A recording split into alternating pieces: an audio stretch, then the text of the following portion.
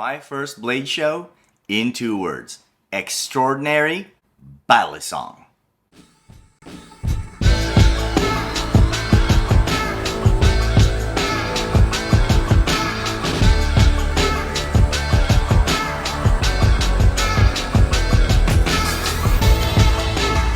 Rolando Estacada channel. My name is Rolando, and today we're going to be covering the balisong at the Blade Show. It has been such an overwhelming and absolutely fun experience, but I have to say that the balisong has taken over the knife industry in a way that I never expected.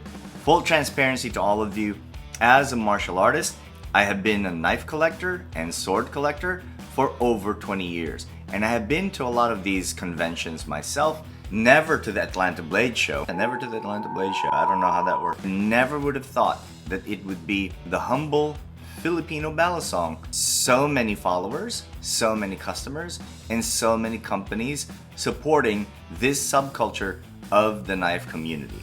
It's very exciting, the athletic skill that is required to open the balisong blade and ultimately flip it.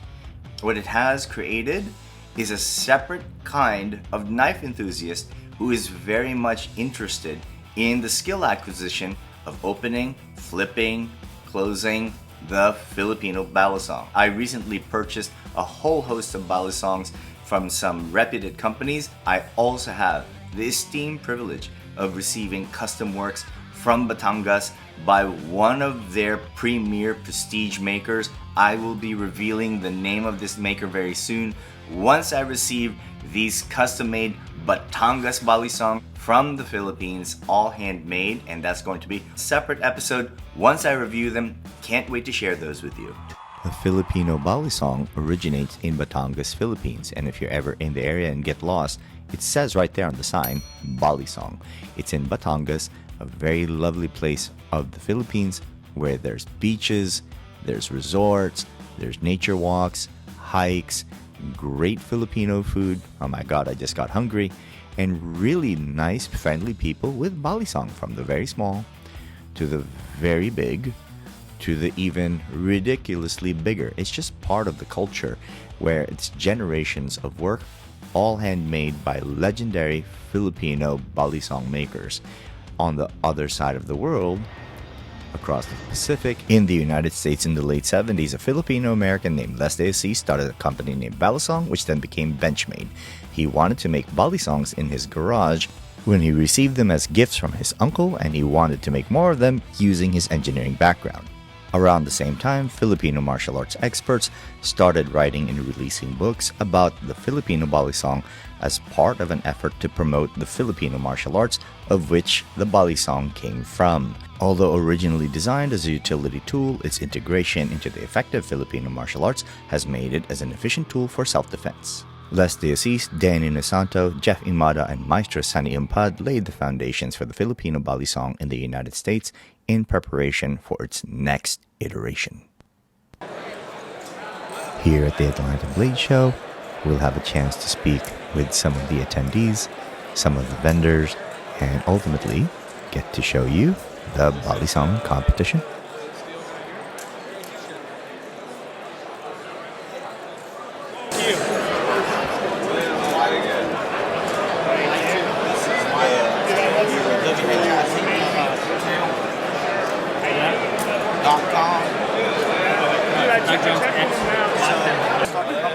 Why the focus on balisong? Where do you want the company to go?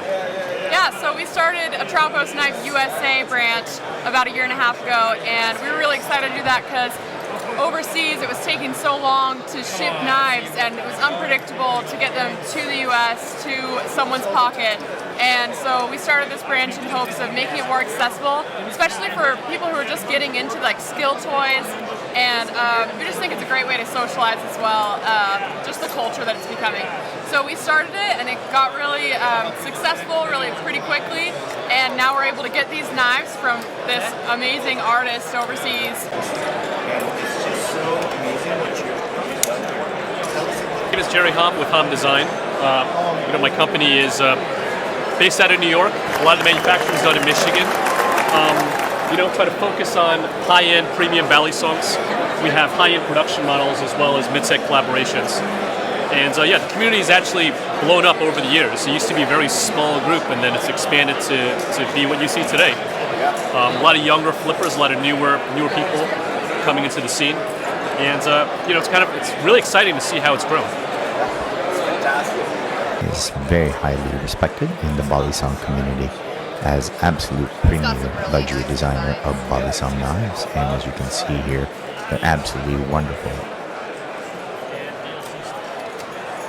Here you got these Balisong chucks, and we just got the flipper here say that he thinks that this is the future. So tell us a little bit about the product. It sounds really cool. Yeah, so this is the UFO, the unidentified flipping object. It's a new Bali toy that we developed here as kind of an entry-level product into the Balisong space. So for like kids or other people who want to get in and like begin flipping but want to do it with low cost, low drag, and also not hurt themselves. It's also a product that's kind of like less threatening looking. It's nice, it's fun. It's also got this different center ring, which is different from a traditional Balisong that has like your standard actual blade with dual edges. So yeah, that's the product itself. We're looking forward to selling it. We're giving away a bunch of free ones here when they launch in a couple months. So, is it available now, or if not now, when will it be available? Not available yet. It'll be available here in 2 months on our site, flytanium.com. So, Trainers are a big part of the Balisong market here in the United States because there's a great emphasis on movement quality, manual dexterity, and skill acquisition in a way that's safe and fun. What do you think is going to be the future of Balisongs here in the United States? I think the future is some of these nunchucks over here. The future is moving away from these not even being blades anymore. It's moving to a freedom of just movement and expression. It's no longer so much a form of combat, but like a dance. Yeah, no, I agree with that, because I've noticed this. Balisongs are not even, like, you go back 100 years ago, 200 years ago, or whatever, they were a self-defense weapon, but now they're more of a hobby. Yep. It's more. This is all when it became a hobby, when it became a freedom of expression, and people just wanting to show off what they could do with them. And I think that's where the future lies. Yeah, I agree with that. Thank you. Brian. Stuart Clark. Movement and freedom of expression is a premium for Balisong flippers, but also ultimately for all martial artists. With Filipino Balisongs having evolved into these absolutely beautiful premium designs here in the United States, there are also premium tools that are made specifically for training, where the edge does not exist. It allows individuals of all levels and all ages to be able to start to manipulate them as part of their introduction to the beautiful Filipino Balisong, not only as a tool for manual dexterity, as an introduction to what it originally came from, which is the Filipino martial arts. One of the key drivers for success in martial arts and in any endeavor is daily and constant practice. Most martial arts are at their most effective when techniques are made simple and relatively easy to execute. However, with this kind of practice, the practitioner can become easily bored and lose engagement, and the practice itself can become very stale.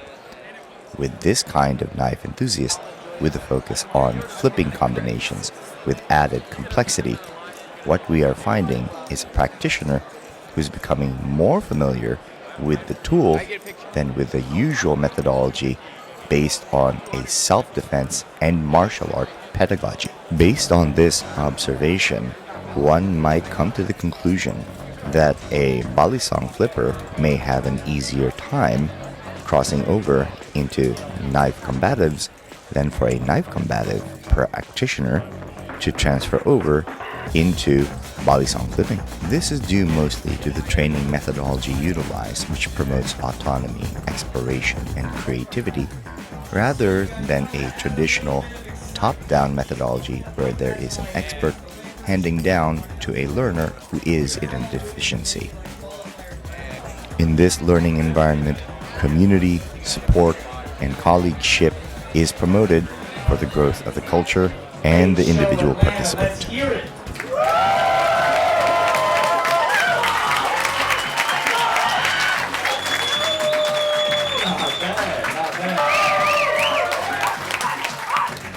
This has never happened before, a little qualifier bracket, but I think this is a little taste of what's to come with how many flippers we are getting entering these competitions. It's just getting bigger and bigger, and we're so happy that you guys are here for it. This is a 10-second competition when each participant only has 10 seconds to display their skill. 3, 2, 1, time! With that in mind, do observe what is going on here. This level of athleticism is absolutely amazing. Look how calm, look how focused, yet all of that manual dexterity is so visually compelling. And all that time, he is working with a live blade.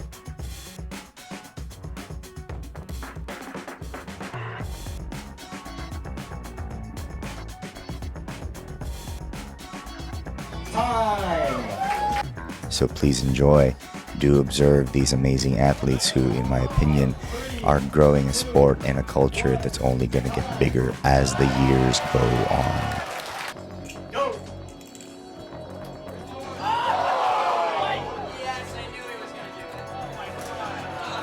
3, 2, 1, time!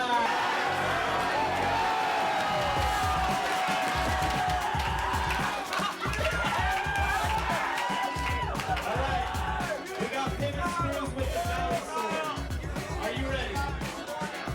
3, 2, 1, go!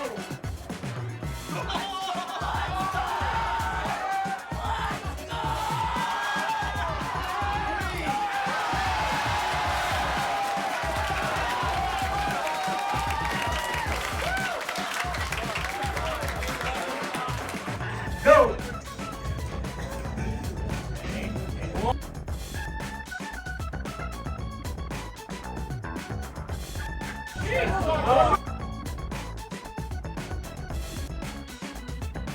2, 1, time!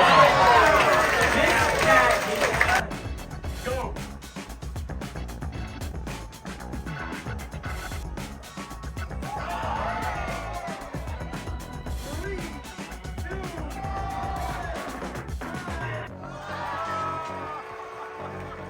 Go!